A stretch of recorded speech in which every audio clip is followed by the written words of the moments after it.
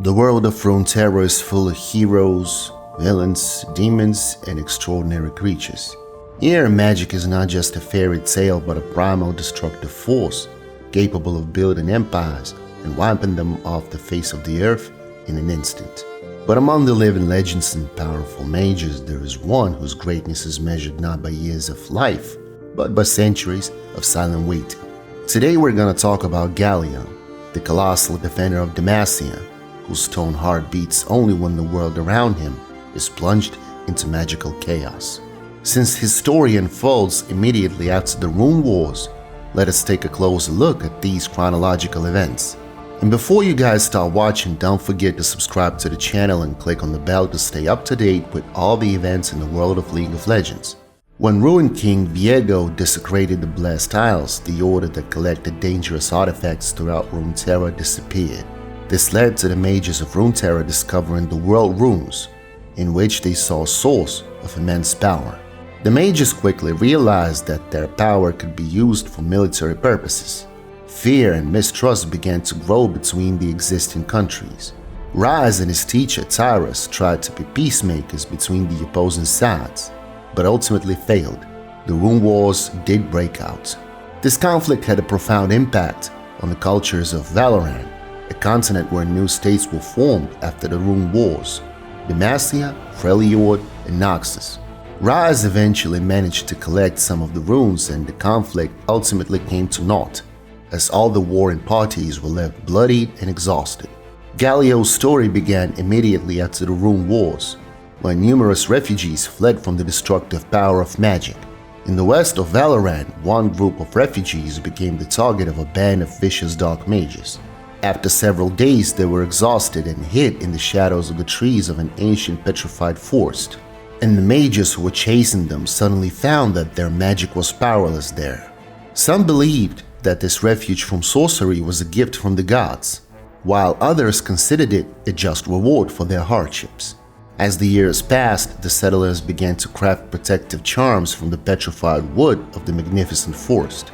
Eventually, they discovered that this stone mixed with ash and lime turned into petricite, a material with tremendous resistance to magic. That day, a new civilization was born, a kingdom called Demacia, protected by high walls. Thanks to these petricite barriers, the Demacians felt protected from any magical threats in their homeland for many years. But somehow, the protection of the anti-magic walls had to be transferred to the battlefield.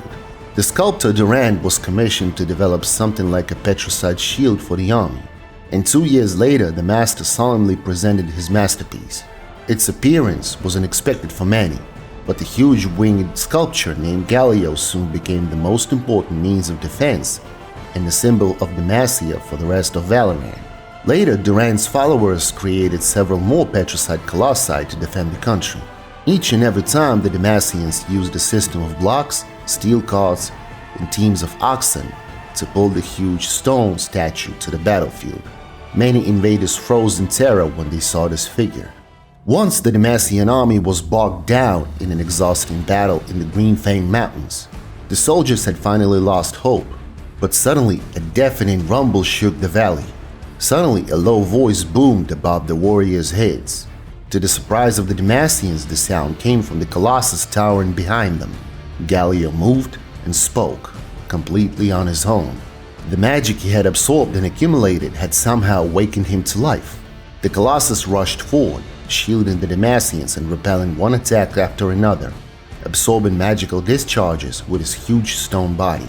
The Demacians literally screamed with joy. They were eager to thank their petrified savior, but the formidable defender returned to his pedestal and froze as suddenly as he had come to life. Over time, this story became a legend, an ancient tale invented to help people survive difficult times.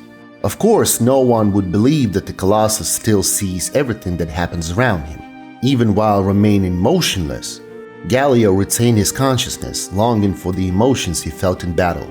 But in all the centuries since then, Galio has been called into battle only a few times. Magical threats have become less frequent than before, and Demacia has turned its attention to internal affairs. So the petrified Colossus slumbers motionless, watching the world through the veil of his waking dreams. After several centuries had passed, a new war was approaching, and Galio could only watch as the soldiers of Demacia prepared for battle. He could not say how much time had passed since he last tasted magic. He had been removed from his pedestal many times but then returned, never given the chance to come back to life. But even when his body remained motionless, his mind was restless. Galio could sense the spears of the northern barbarians from Freljord bristling in the distance. However, the barbarians had no interest for the Colossus.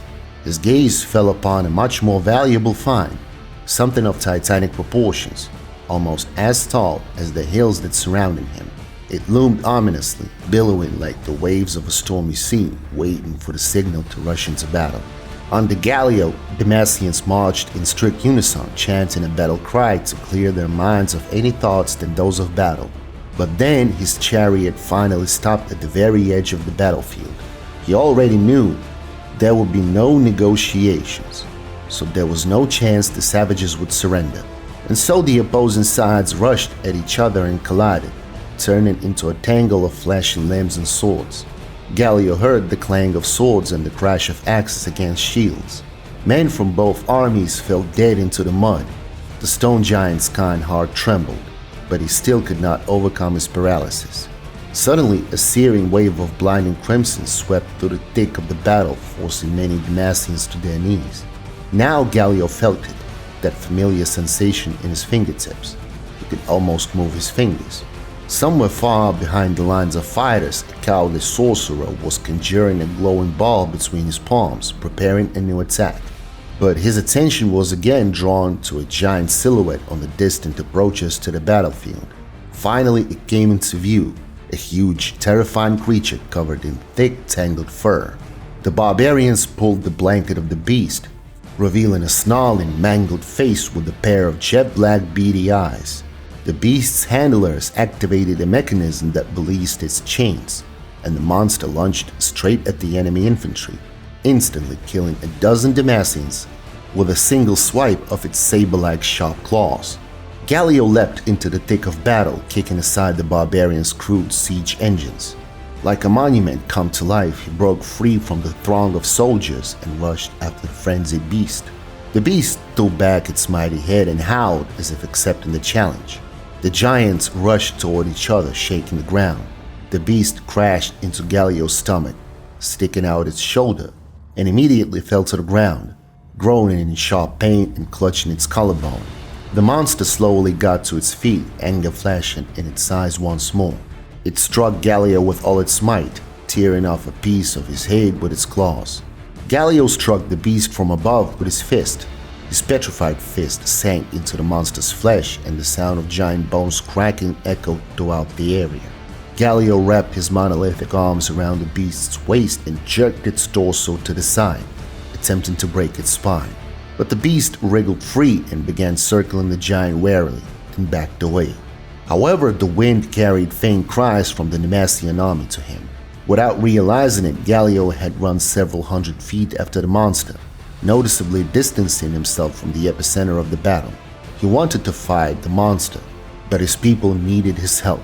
Turning around, he rushed back to his comrades with a roar. Galio jumped high and immediately pounced on the mage, interrupting his vile spell and slamming the barbarian into the clayey ground. The rest of the invaders were soon crushed. They threw down their weapons in terror and scattered in all directions. As the sorcerer's magic began to dissipate, Galio felt himself being pulled back into the embrace of slumber. As he felt the cold embrace of slumber returning, he consoled himself with the thought that life itself was a miracle. And since Galio could experience this magic, even if only briefly, it was worth it. It would be so until the very last day, until he crushed the last mage in the world with his indomitable fists. Then the stone guardian of Demacia would never wake up again. For centuries, Galio stood motionless as a rock on his pedestal, an invisible witness. He watched as Demacia transformed into a majestic kingdom that preserved age-old traditions. At the same time, the country became increasingly conservative. Magic was now met with cruelty and persecution, but the stone statue of Galio remained at his post, keeping alive the spark of hope for a new battle. Generations passed before his eyes like a kaleidoscope. He paid particular attention to a fair-haired girl named Lux. The warm glow that emanated from her warmed his stone heart, giving him comfort and hope for a new awakening from his slumber. Galio had seen her every year since she was very young. Every year, the girl's family would go on a trip, and on the way, they would always stop at the statue. Galio had to make a considerable effort to keep track of the girl. The restless child ran and jumped, sometimes coming into his field of vision, sometimes disappearing. In the middle of the game, she suddenly seemed to remember the presence of the majestic statue, became embarrassed, and hid behind her mother's skirt. The Colossus, who was in a half-sleep, perceived the world as if through a fog. The world was dull and gray, people fluttering before his eyes like annoying gnats. But even in this state, Galio managed to sense something special in the girl. A glow, but not one that could be perceived by the eye. In her presence, time slowed down, the fog dissipated a little, and something strange happened in his stone body. It all started small. When the girl was very young, Galio felt an unfamiliar warmth tickling his feet.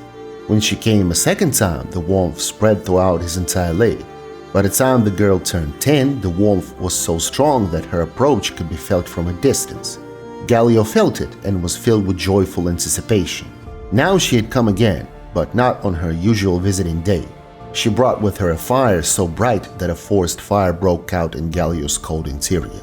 She brought him life. Finally awakening, Galio saw the full splendor of her radiance. She shone like a star in the sky. Now she was moving away again. With each step she took, life left Galio, and he returned to his cold, motionless state. If he stood still, he would never get to know this girl. He had to follow her. The Colossus's column-like legs broke away from the pedestal. With his 7-mile strides, he caught up with the girl in an instant. As she ran away, Lux turned to the approaching Colossus and looked at him with eyes wide with fear. A concentrated beam of light shot from her fingers and hit Galio's leg. The strange feeling intensified. Galio feared that he would now be torn apart and his pieces would be scattered across Demacia. However, everything turned out fine. He received a little more warmth, a little more life. Galio bent down, gently picked up the girl and asked her not to be afraid. She hid her face in her hands, as if hiding from danger. The Colossus burst out laughing. Then he just as carefully put her down on the ground, apologizing for his prank. Galio explained that he had never communicated with humanoids, and when he woke up, it was only to fight enemies. Lux said it was time for her to go and walked further away from the city. The Colossus followed her. He was curious about where she was going. Lux told the Colossus that her magic was considered a curse in Demacia, and that she was afraid to stay in the city. Otherwise, she would be caught and put in a prison for mages. After hearing Lux's story, Galio didn't understand why she was ashamed, because she had such beautiful light magic, and he asked her to do what she did with the beautiful starlight when she was very young. The girl turned her palms toward her chest and then abruptly stretched them out toward Galio. How disappointed she was when a single spark flew from her fingers. Again and again she tried to do what Galio asked, but it only got worse. Lux told the Colossus that she must be very tired. The girl tried to send Galio away so that he would return to his pedestal, but he refused and followed her everywhere. Lux said she would spend the night there. Lying on the grass, she wrapped herself in her cloak. She also asked Galio to turn away. He complied with her request and turned his back to her, facing the distant lights of the capital of Demacia. Sitting next to the sleeping blonde girl, Galio involuntarily immersed himself in memories of days gone by. Images of battles came to life in his stone heart, where he, a mighty warrior, fearlessly and without hesitation threw himself into battle, defending the people of Demacia. The clang of swords, the cries of enemies, all of this flashed before his inner eye once again. Galio was very happy that today, thanks to Lux, he was able to feel the taste of life again, absorbing her light. In the storm of memories, Galio suddenly felt that this warm light was beginning to fade. His legs and arms were starting to go numb, and the familiar cold of petrification swept through his body. Turning his head, Galio did not find the girl nearby. Deep in the forest, he sensed a faint manifestation of light magic fading away, and he hurried in that direction. From a distance, he noticed that several unknown men had attacked Lux and tied her tightly with rope. With powerful, enormous leaps, Galio headed for the spot. Galio, who was pushing his way through the forest, left a trail of fallen redwood trees behind him. The hapless manhunters ran away, but they had not taken more than a few steps when Galio's petrified palm grabbed them and lifted them into the air. With one huge eye, Galio looked at the trembling lumps of flesh and bones clenched in his fist. He unclenched his fist and brought his other hand down, intending to smash all three of them like mosquitoes. But the Colossus noticed that Lux was on the ground, hitting him on the ankles with bound hands, begging him to let go of the attackers. Confused, Galio dropped his captives to the ground. In a moment, only the sound of fleeing feet could be heard. Freeing himself from the ropes, Lux looked at the Colossus and together they returned to the familiar clearing. Galio lay half reclining on the hillside, gazing at the twinkling stars.